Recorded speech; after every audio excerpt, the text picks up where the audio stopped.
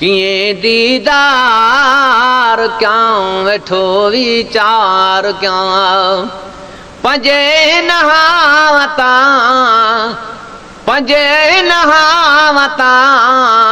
जिको किया बार क्यों वेठो विचार क्यों किए दीदार क्यों वेठो विचार क्यों हवा जे थी पवा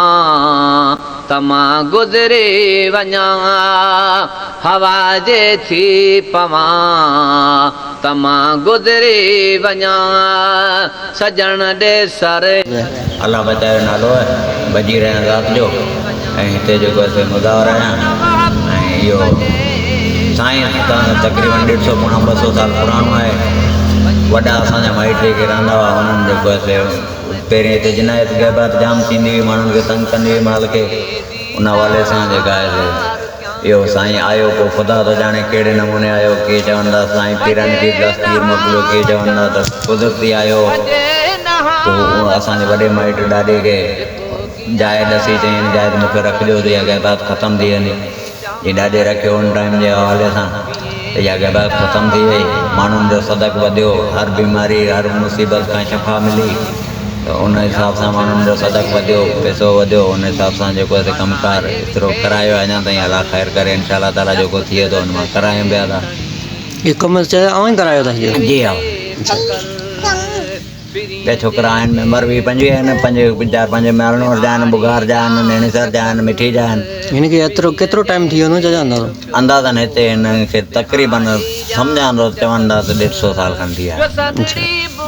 वॾनि ताईं हिते ई शुरू जी हा सनड़ी बूंद जो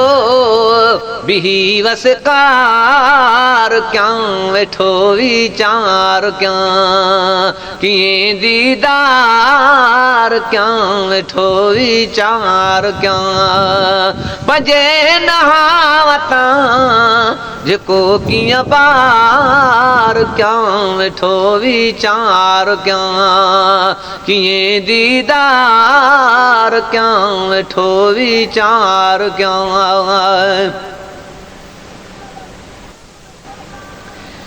मेरे मीम मिठे दा करम देखी जड़ा सिर मेरे सकरात होसी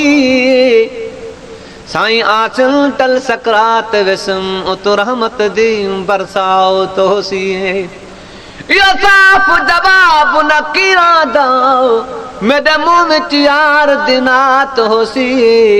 शहजोर खुदा चल करम करे लजपाल नबी दी जाओ तो होसी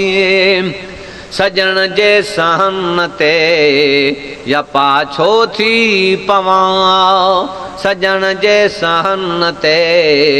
या पाछो थी पवा